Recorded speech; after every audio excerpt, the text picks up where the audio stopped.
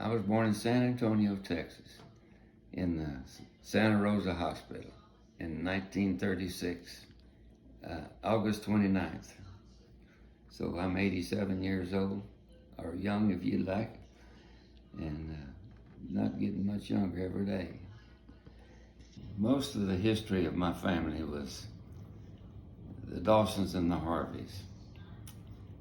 The story is about my grandfather that, my great-grandfather that is, was a Harris.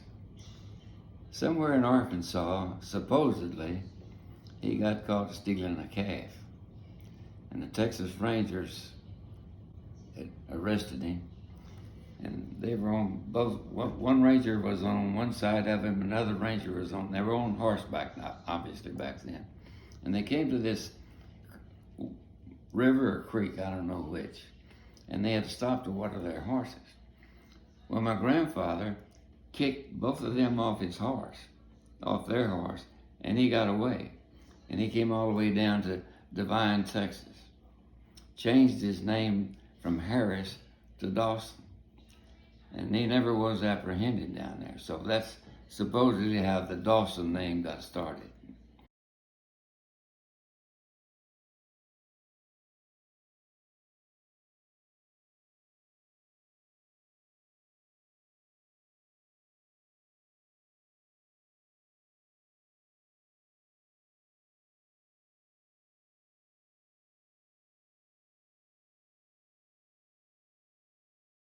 My dad's mother was Lucy Dawson.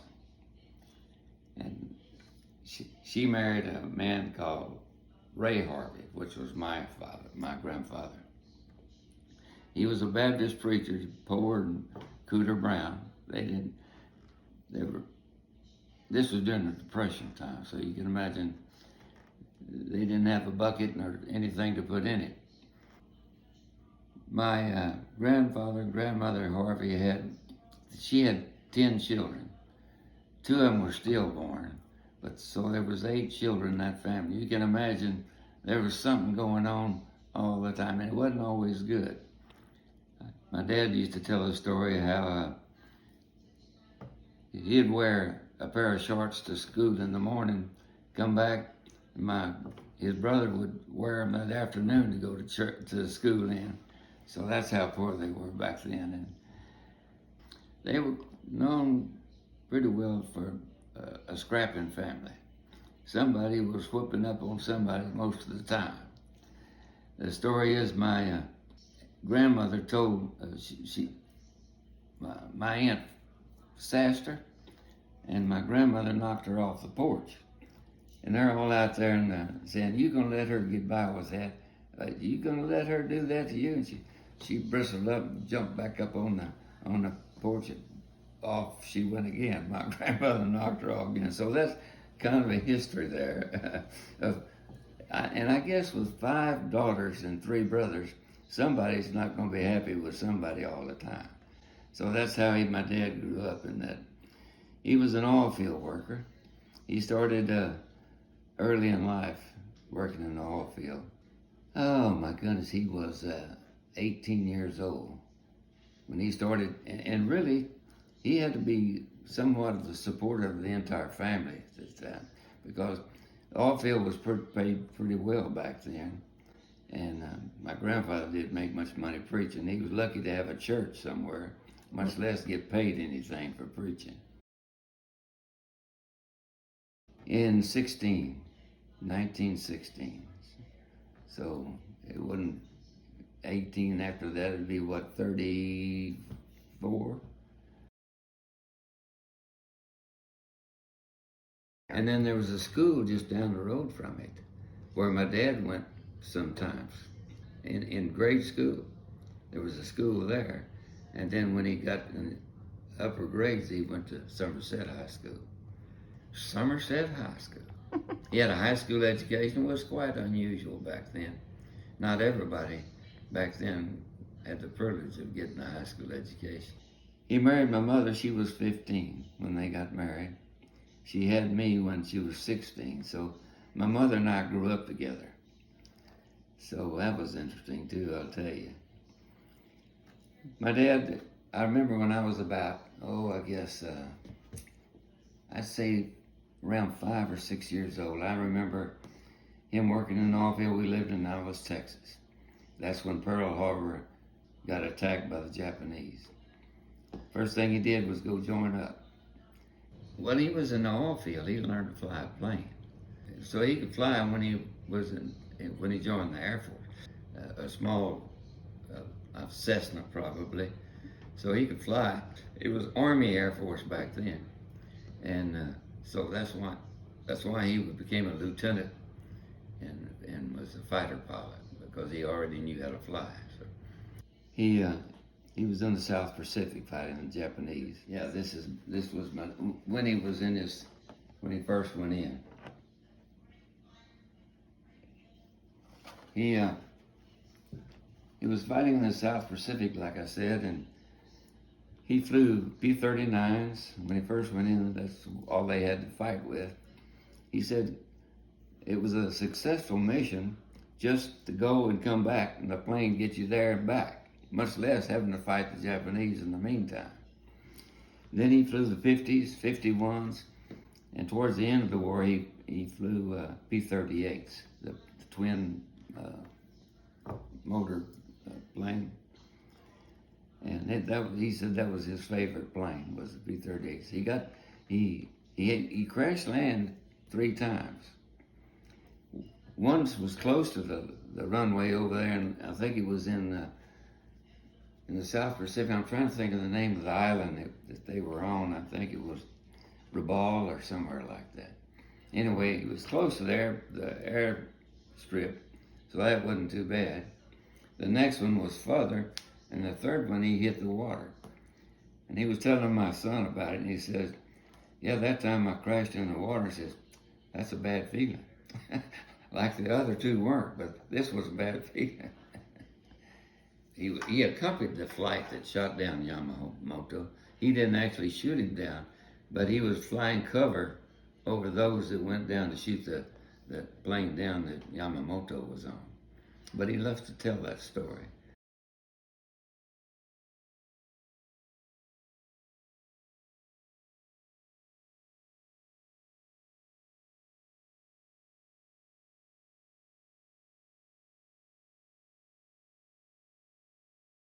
He said they had gotten word through the Navy that Yamamoto was coming to that island to land, to the Japanese island. I don't remember what island it was. And they were going to try to intercept them and take care, because they knew that if they could shoot down Yamamoto, that would really set the Japanese Navy back. And that was their goal to do, and they were successful in doing it. Well, one time he was, they were in their bunks close to the runway, and the Japanese were bombing them. So they had to hit the rush and get out of there and try to find a foxhole. Well, he said it was pitch dark, and he couldn't see where he was going. He was crawling along on the ground. He didn't have a flashlight or anything. He was trying to find his way to where the foxhole was, and he bumped heads with somebody. He didn't know if it was a Japanese, American, or who.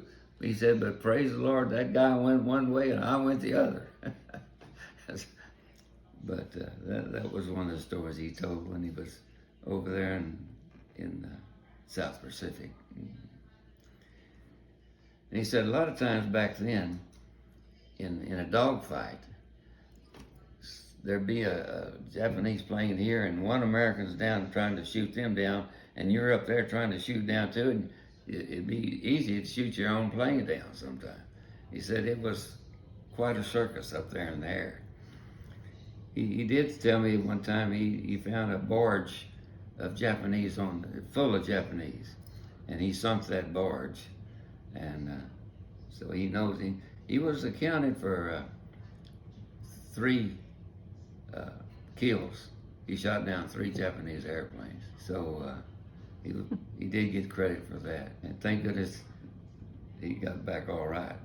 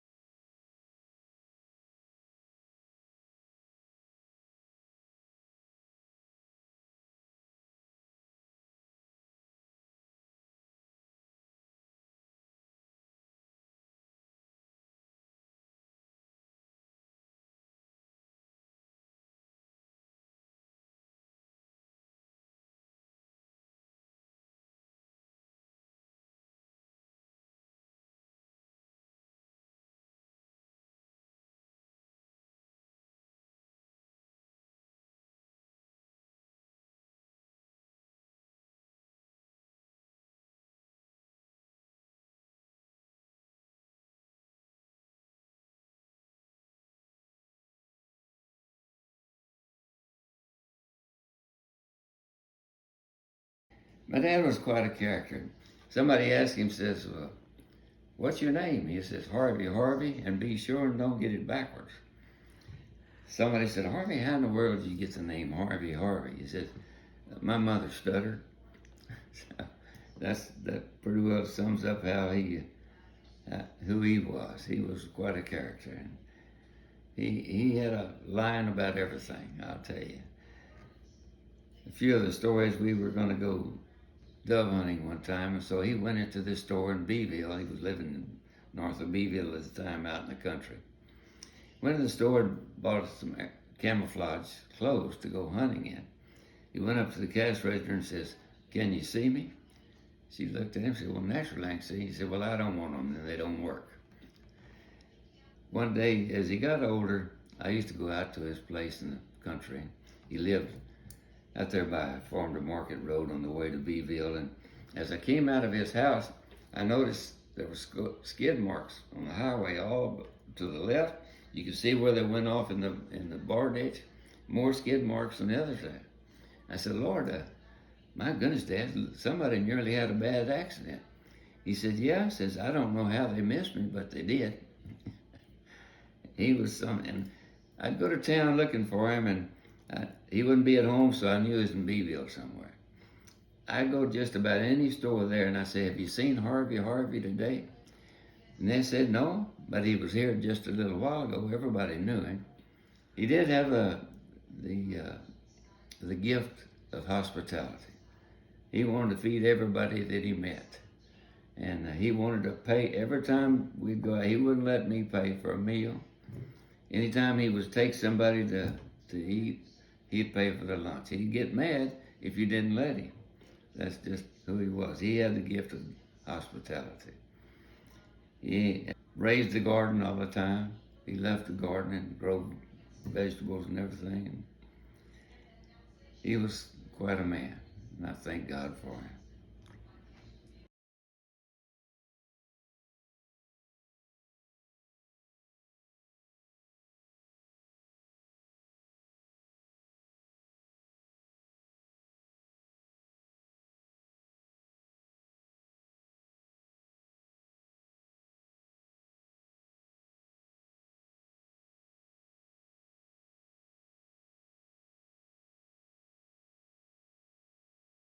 Well, he died there in that nursing home in Corpus Christi, but I took him from Beeville, his home, to that nursing home in Corpus Christi. And I want to take the time to thank the Lord that my parents were both believers. I grew up in a Christian home. I knew Jesus as far back as I can remember. And I knew him, and I knew he loved me.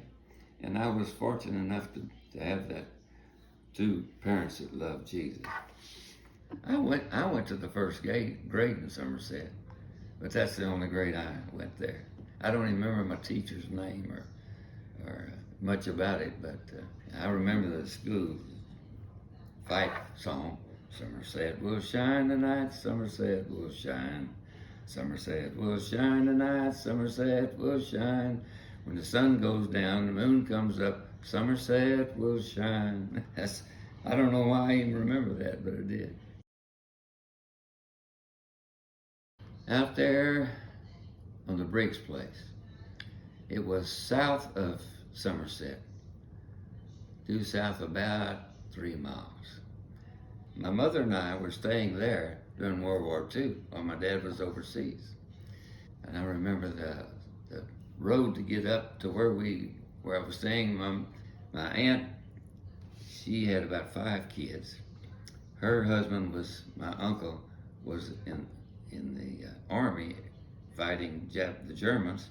My dad was fighting Japanese during World War II. So Mom and I went and lived with them while my dad was overseas at the Briggs place. With all of us out there, I'll tell you, I enjoyed a lot of it. But that many young'uns in one place, there's always some conflict. We used to play what we call Annie Over. I don't know if you ever remember that game or not. And we choose up sides, and one side on one side, one on the other. Well, the most fun thing about playing was playing with my aunt, Because even if you didn't have the ball, if you ran at her like you had the ball and you were going to tag her with it, she'd just squat and just urinate all over herself. She'd get excited. She could. That was the most fun thing about playing Annie over. Okay. Ethel White, that was her name. She had all those children. She had 5 herself, yeah. And we had a good time out there, though. Somerset, Texas. I never will forget it. Oh my goodness, whatever we could get during World War II.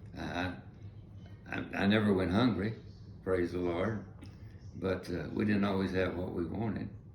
I remember sleeping in a big living room there by the fireplace so we'd stay warm.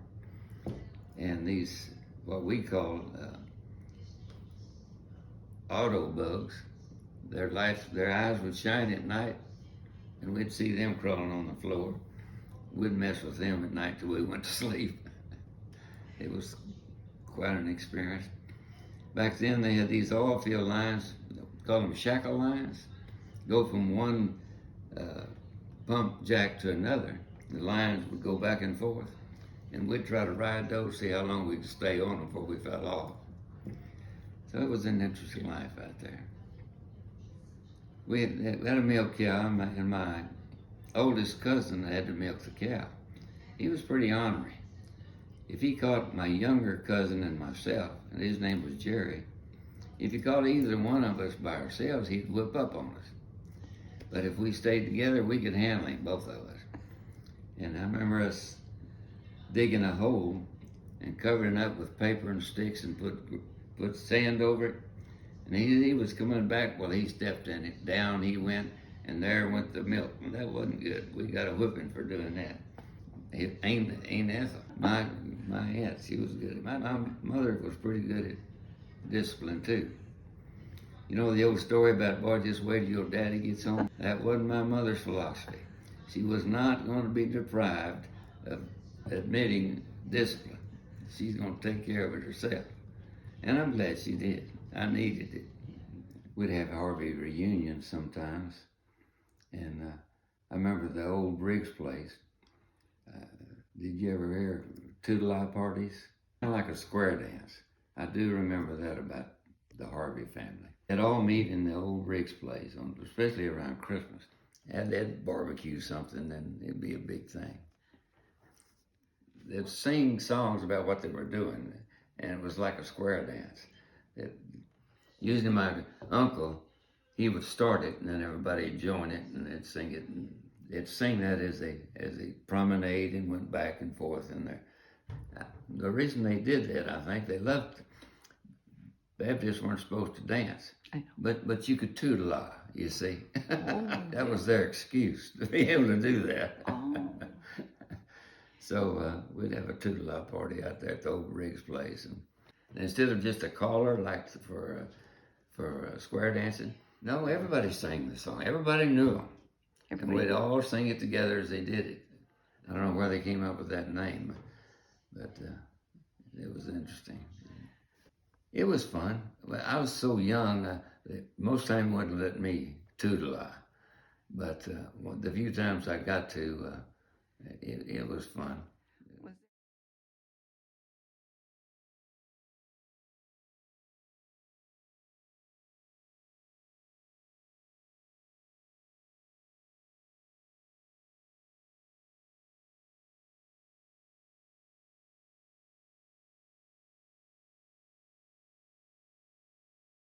Right, that's out in the country a little bit. And myself and my mother, we'd all go to Old Rock. My Ethel's Brood, well, it's just an old brick church. One room, maybe one room off of it. Later on they built onto it, but it's just one sanctuary. 2 outhouses, one women, one men's. Back then, being a kid, I couldn't wait till it was over with. You know, I wasn't fond of listening to a sermon, and there's other things I wanted to be doing outside. So I didn't mind the music. I liked the music. I liked the singing part. And the pianist, I don't remember whether it sounded very good or not, but everybody sang to it. So my grandfather, he was a pastor there for a while. Ray Harvey, But Ray Harvey wasn't the pastor when I was a kid there. It was somebody else. And then the cemetery out there, pretty typical. You know, they'd have a meet in the church house and have a message and a eulogy, and then go out and have a hold up and bury them out there. But back then, though, usually there were some men that would do it with pick and shovel. But I don't remember who they were. But then there's still, most of the graves were marked off with concrete, maybe up an inch or two. And like all the Harveys were in one place, and a lot of the Smoots are buried out. June's, a lot of my kinfolks are buried in that graveyard. I remember my grandfather's funeral. He's buried there. My uncle Gilbert Harvey, my grandmother Lucy Harvey. I got two aunts, Alice Harvey and Virgie Harvey, buried there. So a lot of them are buried there. So there's a lot of graves out there. I know who they are. My dad used to claim there was a headstone out there called "Here Lies Larry MacDuff. He had 5 aces when 4 was enough." That wasn't so.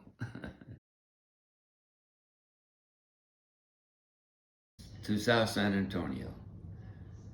There till I was about in the 5th grade. My dad was, like I said, was an oil field worker, so he got a good job overseas in Venezuela. So I had to go to school somewhere, and the schools over there were not good. They had schools that were run by the English, but they weren't much good. From the 6th grade on, when my dad went overseas in the oil field, that's when I started at Peacock Military Academy. So that's where I went to school and graduated from Peacock Military Academy. San Antonio, my goodness. First year was terrible. I couldn't wait to get out of there. After the first year, it became my family, because my folks were gone. They were in Venezuela. I'd go over there for maybe a month during the summertime. I liked being over there, because I mean, it was jungle. It was quite an interesting place. And of course, they had the club for the employees of like Gulf Oil, tennis courts, swimming pools, a fun type place for kids. Hunting and fishing was great. I grew up, I was over there until I was about 19 years old. And I actually worked over there for maybe about 6 months myself. But in between, I went over there between semesters in college to earn some money. Ended up staying 6 months, and then came back and finished going back to school. Spent a couple of years in college and SAC, San Antonio Junior College in San Antonio. Then I goofed around, and then I went into the Navy, spent my boot camp in San Diego, California, and then went to school for 2 years studying nuclear weapons. And then I went aboard the USS Enterprise, which was the first nuclear carrier. And I was on the commissioning crew of it there in Norfolk, Virginia. And they give you an aptitude test to see what you're qualified to do and not do. And I fit the qualifications to become a nuclear weaponsman. So it was extensive training for the first 2 years. I thought the Navy is a bird nest on the ground. I mean, I went to school for 2 years. I thought, man, this will get it. Then the real Navy took over when I graduated from school. So, then spent my last almost 2 years in nuclear weapons on that ship, on USS Enterprise. I was on the ship when that Cuban crisis happened, when Khrushchev and Kennedy were battling over getting those missiles out of Cuba. We toured up and down the coast of Cuba for 60 days at combat readiness. I was ready for somebody to shoot at somebody. I was sick of being in combat readiness for 2 whole months. Finally, they got that rectified, and we went back to normal life aboard ship. So, interesting time that was. We didn't know what was going to happen, you know. We was there to blockade Cuba to keep them from coming and doing whatever they wanted to do, the Russians, that is. And it was an interesting time, I'll tell you. Not knowing what was going to happen, and once in a while the captain would come on and tell us what was going on, the fact that we were still in the process of blocking any ships from coming in, Russian ships. So they started that way. But when they knew that we were there and Kennedy and Khrushchev got their acts together, then they turned around and went back to Russia. I was on Guantanamo Bay, you know, R&R song.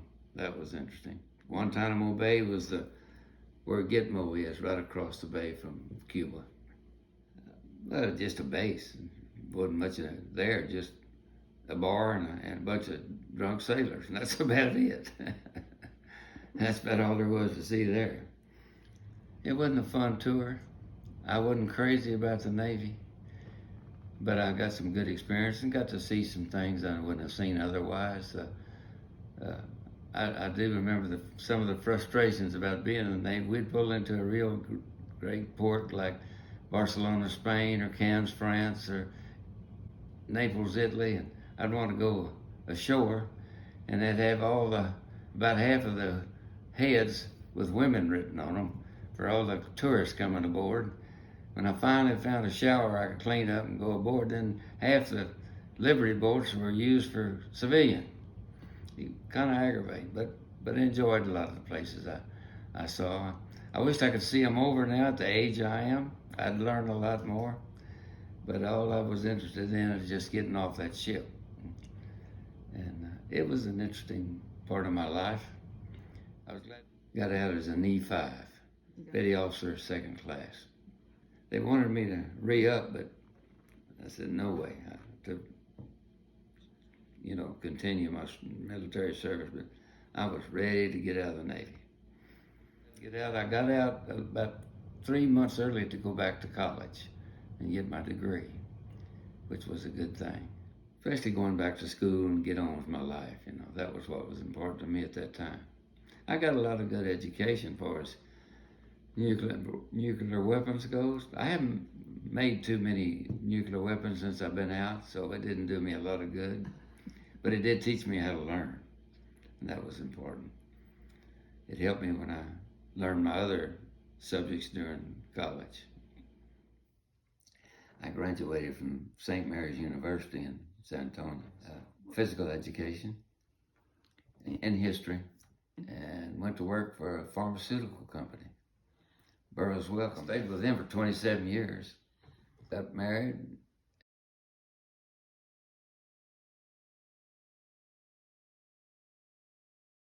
Stayed married 27 years. No, I've had 3 sons and 1 daughter. Austin, he had his own drilling company, drilled foundation holes for contractors, for building sites and what have you. He lives in Dripping Springs. Brett, he lives in Cottonwood Shores now, which is just up the road towards the other side of Marble Falls. He worked for the city. He just now quit working for the city, and he's going to start to work for a restaurant and the man that owned the restaurant doing all their odd jobs and what have you. He's 60 years old, so he's about ready to quit too.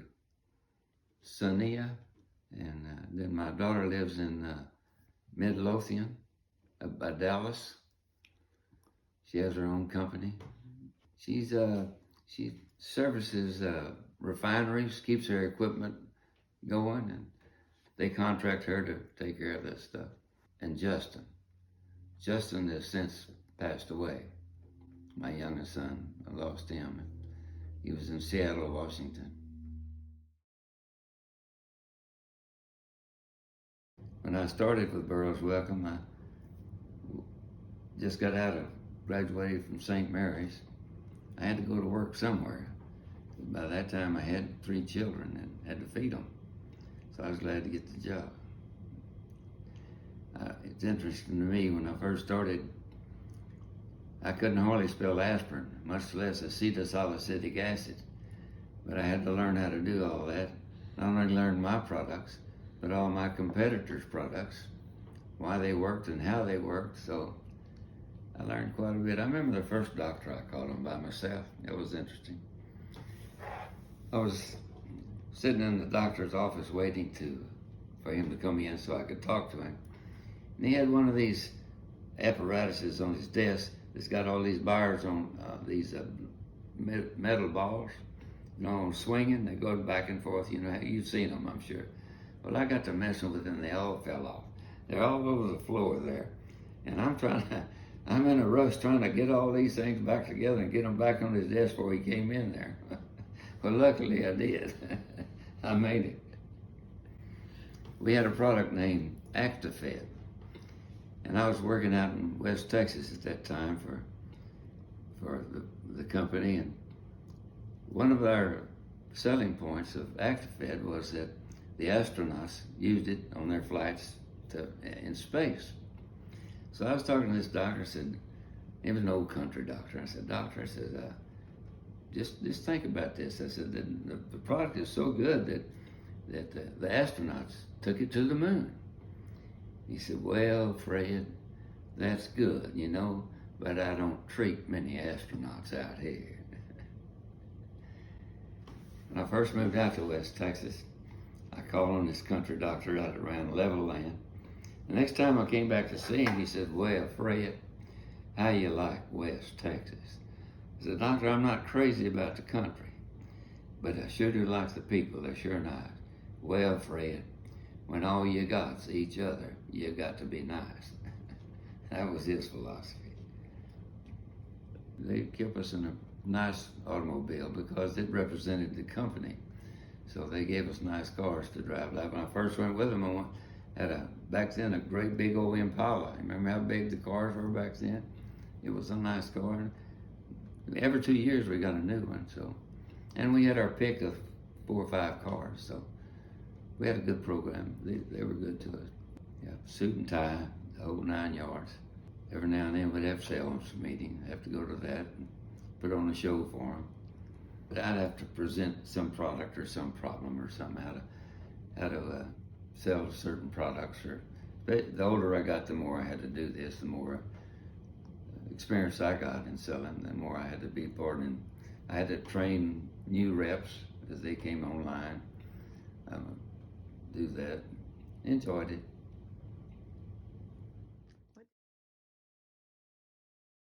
Oh, I love hunting, fishing, golf. Loved it. Dove, deer, turkey, that sort of thing.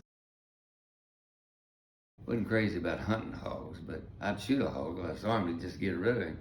The last place I lived in the country out at Beeville, I killed 25 hogs that 1 year on my place. They're kind of, these feral hogs are kind of like some of my kinfolks. Their gestation period's only 3 months. So it's hard to keep up with. Had a hunting lease for 17 years with a friend of mine. When I retired, he and I went together and put on sporting clay shoots. That's shotgun shoots at different people's ranches. We go to ranches and different places, put on shotgun shoots for all these people. That was a lot of fun. Usually Baptist, Southern Baptist churches. Wasn't too crazy about some of their philosophy, but their doctrine was sound. That's usually why I went. Some of them were pretty legalistic to a fault, but I tolerated them because I couldn't find anything else better. I became non-denominational for a while. I'm pretty much now non-denominational. I think denominations are man-made anyway, and the Bible's the one I look to now. I'm involved in prison ministry. I go here to the prison and share the gospel with these women in prison. Yeah, I'm an ordained minister. We had a place out in the country north of Beeville. After I retired, I did a lot of substitute teaching in high schools there in Corpus Christi. Worst job I ever had in my life. Trying to keep kids, you can't get their attention, you know. They're kind of like a mule. You know, it takes a 2x4 to get their attention. While you're sending one kid to the principal, 5 more are killing each over there. I did it for 3 years, and I finally told him one day about noon. I got up and got my satchel and went to the office and said, "You don't know it, but you're short-handed. I'm gone. There's not enough money in Corpus Christi to have me to continue to put up with this." Worst job I ever had in my life. Then we moved out in the country and stayed out there for about 4 or 5 years. Went to a little old country church out there and taught the Bible while I was there. Friendship Baptist Church. It's still there. Still working. Had an interesting life. God's been good to me. Just be what God wants me to be. There is absolute truth, and that comes from the Word of God.